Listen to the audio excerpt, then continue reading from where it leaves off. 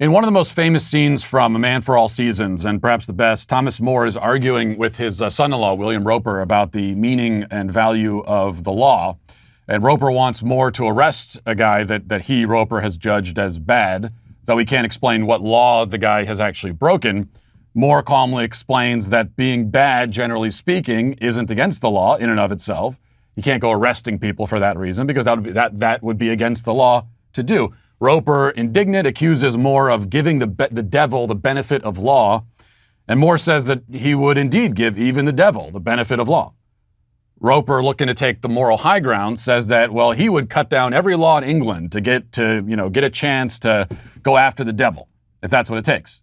To which More responds and says, when the last law was down, the devil turned round on you. Where would you hide? The laws all being flat. This country is planted thick with laws from coast to coast, and if you cut them down, do you really think you could stand upright in the winds that blow then? Yes, I'd give the devil the benefit of law for my own safety's sake. Now, I've thought about that scene a lot as I watched the Kyle Rittenhouse case. It's clear now, and has always been clear to any honest observer, that Rittenhouse committed no crime. He's an innocent man. Innocent boy, really, as he was only 17 at the time of this incident. But the left, to include the corporate media, big tech, Democrat Party, the DA in the case, they're willing to destroy the law, rip it to shreds, cut down every law in the United States, if they have to punish Kyle Rittenhouse.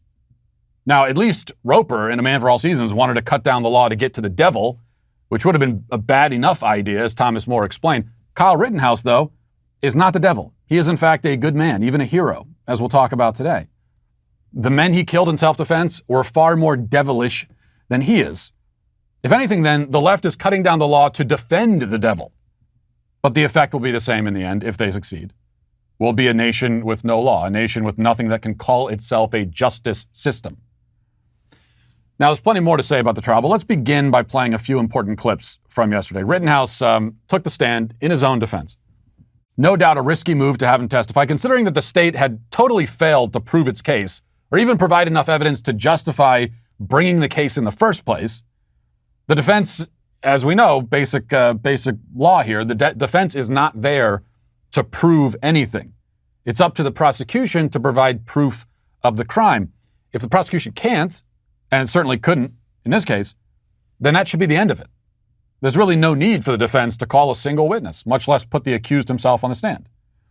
That's the way it should work, but that depends on the jury understanding what its role is supposed to be and acting on that understanding without any ulterior motives. Unfortunately, you can't always rely on that, which is probably why the defense tried to seal the deal by putting Kyle up there.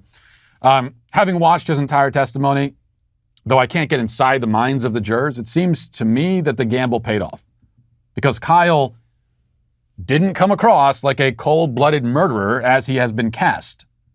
He seemed very much as he is, a kid who suffered a terrible trauma and had to fight for his life in the moment on the streets of Kenosha and is now having to fight for his life once again.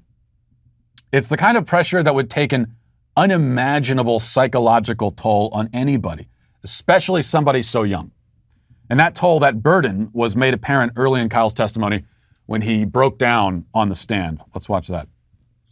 Once I take that step back, I look over my shoulder and Mr. Rosenbaum was now running from my right side. And I was cornered from in front of me with Mr. Zeminski. And there were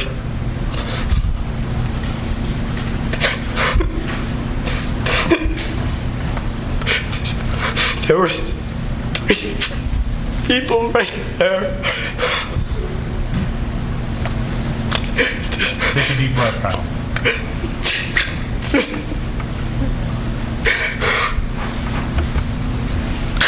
That's what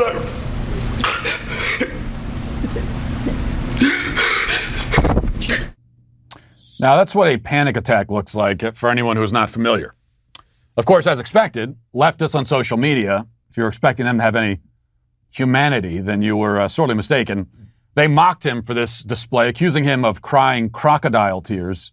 There are many posts like this one from Anna Navarro. She said, Kyle Rittenhouse shot and killed Anthony Huber, 26, Joseph Rosenbaum, 36, and injured Gage Groskraus, now 27. Think about how much their loved ones have cried. Real anguish and grief, not crocodile tears. Now, it's funny to hear people like this deride a kid for crying on the stand as he faces false murder charges. Kyle Rittenhouse was violently attacked by a mob, had to defend himself with lethal force, and immediately upon doing that, he was, in order to save his life, immediately upon doing that, all of the most powerful forces in society conspired and have been conspiring to ruin him and take away his freedom. In the face of this, he cried.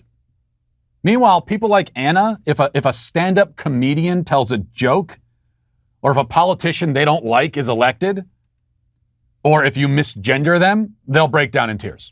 So they cry all the time about everything, wielding their fragile emotions like a battering ram.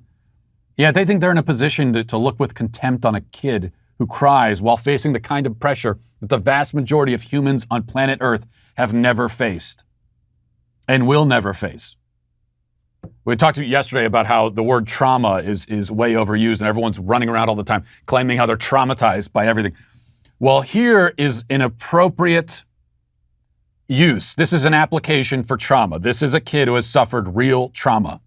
That night, that is a traumatic experience, and what he's gone through over the last year and this trial, also traumatic experience. One other point about this. Navarro attempts to solicit sympathy for Rosenbaum and Huber, the two men who were killed. The media has been playing this game for a year, trying to tug on our heartstrings, calling on us to mourn poor Rosenbaum and Huber. So it becomes relevant then to point, because they have introduced this, right? Just like in a trial, and now we're in the court of public opinion, they have opened this door here by talking about how we should feel so bad for Rosenbaum and Huber. And on that note, it becomes relevant to point out that Rosenbaum was not only a sex offender, but in fact a serial child rapist. He molested and anally raped multiple boys. He had just recently got out of prison for sex crimes when this happened. Okay, so he is a serial child rapist, goes to prison, gets out of prison, and then one of the first things he does is he tries to chase someone down and kill them. To put it as generous as I can, Joseph Rosenbaum was a piece of human filth. I mean, that's how I feel about child rapists. I don't know about you. Huber was slightly better, but only by comparison. Rather than a child rapist, he was merely a repeat domestic abuser, guilty of, among other things, choking and strangling a woman. Now, these facts may not be relevant to the shootings themselves, but they are relevant if we're being asked to feel sympathy for the quote-unquote victims, or feel any emotion towards them other than contempt. Rittenhouse was justified in his actions that night because Huber and Rosenbaum were violently attacking him, leaving him no choice, as has been incontrovertibly proven. But it's also worth noting that the world is a better place without people, especially like Joseph Rosenbaum, in it. Bad person. And it strikes me that the left mourns a pedophile child rapist only a few days after celebrating when a different child molester's name was put on a Navy ship. Harvey Milk. Maybe eventually Joseph Rosenbaum will get his own ship too. So these people really seem to be big fans of child rapists. You might start drawing some conclusions about them. Now, back to the trial. Perhaps all we really need to say in analyzing the state's cross-examination is that they actually spent time questioning Kyle about the video games that he plays, which put him in the position of having to explain to the DA that video games and real life are not the same. Isn't one of the things people do in these video games try and kill everyone else with your guns?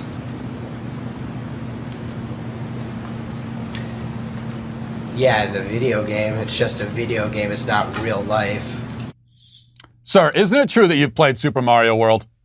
Is it not true that in that game you jump on little mushroom men and kill them? Sir. Establishing a pattern. So this is what grasping at straws looks like. And that was, if anything, that was like the highlight. That was the best moment from the DA. Maybe the whole trial. That's like as good as it got. It was an absurd and misleading line of questioning, but at least it wasn't a grave constitutional violation. The constitutional violations happened at a different point when the DA began questioning Kyle about the fact that Kyle exercised his right to remain silent after his arrest. Prosecutors are not allowed to stand in front of a jury and imply that silence is incriminating, because the whole point of your right to remain silent is that you are not being forced to incriminate yourself. Okay, so the judge then had to jump in and remind the DA of this fact. You need to account for this. Your Honor, I don't want a jury here. He's commenting on my client's right to remain silent. No, Your Honor. I am making the point that after hearing everything in the case, now he's tailoring his story to what has already been introduced. The problem is, this is a grave constitutional violation for you to talk about the defendant's silence. And that is, and you're right. You're right on the borderline, and you may be over, but it better stop. Understood. This is, I can't think of the case, the initial case on it, but this is not permitted. Now, it's not often that you hear a judge accuse a DA of a grave constitutional violation in open court. That's how things have gone in this trial. A little bit later on, as the prosecutor continued with lines of questioning that were not admissible and which he'd been warned to avoid by the judge, continued along this path, the judge was then forced to intervene again, and this time he wasn't quite as kind about it. Why would you think that made it okay for you, without any advance notice, to bring this matter before the jury? I was astonished when you began your examination by commenting on the defendant's post-arrest silence. That's basic law. It's been basic law in this country for 40 years, 50 years. I have no idea why you would do something like that.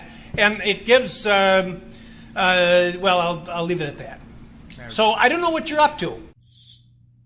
Now, I think what he was going to say there, not to try to read his mind, but maybe words to the effect of, like, if there's a conviction here, this is an appeal all day long. I mean, if there is somehow a conviction here, a grave miscarriage of justice, the good news, at least, a whole lot of bad news. The good news, at least, is that this is appealed all day long. I mean, you have the judge in the case telling the prosecutor that he committed a grave constitutional violation. He said you crossed the line and did that. Look, there are gray areas in life. There are times when the line between good and bad, the good guy and the bad guy might not be as clear. This is not one of those times. Okay, the bad guys may as well be wearing name tags that say, "Hi, I'm the bad guy." That's how brazen all of this is. And that leads me to two final points. One is, what are they really doing here? Why are they going after this kid? Well, much of the prosecutor's questioning revolved around the gun he was using and how big it was and how scary it was. He observes, the prosecutor does, that Kyle Rittenhouse had a bigger gun than what his assailant had. So you had a bigger gun. I mean, he had a smaller gun. So why were you, with the bigger gun, worried about a smaller gun? Well, I don't know. Maybe because a smaller gun, when you fire it, would still kill me. It became clear as this was going on that the Second Amendment is what he is trying to prosecute. Our Second Amendment right, our right to defend ourselves, is on trial. Much of his line of questioning was really about that. Where Kyle Rittenhouse he wasn't even testifying about himself. He was being treated like a constitutional scholar, a firearms expert. Kyle Rittenhouse is a symbol. This is not about him personally. Certainly isn't about the events of that night or the facts of the case. He's a stand-in, and he represents not only the constitutional rights that the left detests, but also the kind of people that the left detests. Just like Derek Chauvin before him, Rittenhouse is a blood sacrifice meant to atone for the sins of all white men. His personal guilt or innocence is not relevant. Just as a goat sacrificed on a burning altar is not selected due to its personal foibles, it is burned as a symbol, and that's the role that Kyle is playing here. Second, all that should matter in the case is that Kyle is not guilty of committing murder. That should be the end of it. That's all that matters legally. Even if he was reckless or stupid or he shouldn't have been there, quote unquote. Even if he is a terrible person, even if he's the devil, none of that matters or should matter legally. And yet, I still think it's important to point out that Kyle Rittenhouse is not a bad person, and I don't think he's even stupid or reckless. And he's more than merely innocent. He's more than that. I think he's a hero, in my estimation. Yes, he put himself in harm's way by showing up to the riot. But where I come from, putting yourself in harm's way in order to defend innocent people and protect property is heroic. That's what heroes do. That's like the definition of a hero. And yes, to protect property too. It tells you a lot about, a lot of people on the left that and we get this from the prosecutor a lot too. Well, you would use violent force to protect property? It's just property. Well, again, he used the violent force to protect human life, his own life. That's why he had the gun, was to protect himself. But you know what? You know something? Yeah, I mean, using force to protect property, that is also morally justified. It's not only morally justified, it's heroic. What, does the mob have some kind of right? Well, the mob, all they want to do is burn down buildings. They have no right to do that. This people's property. This is their livelihood, their lives, their businesses that are being destroyed. Yes, I would use lethal force to protect. If someone was trying to burn down my home, I would shoot them. I would, even if there was nobody else inside. Why? Because it's my home. It's my property. And you have no right to do what you're doing right now. And I can use force to stop you, and I would. But even when faced with a mortal threat from a violent mob, still, Rittenhouse waited until the very last moment to fire. He tried to preserve the lives of the people who wanted him dead until they left him no recourse. I would call that courage, not stupidity. Though, to cowards, perhaps, it's hard to tell the difference between the two. Well, I hope you enjoyed that clip from the Matt Walsh Show. If you did, go ahead and hit that subscribe button right down there so you can stay up to date on all of our future content.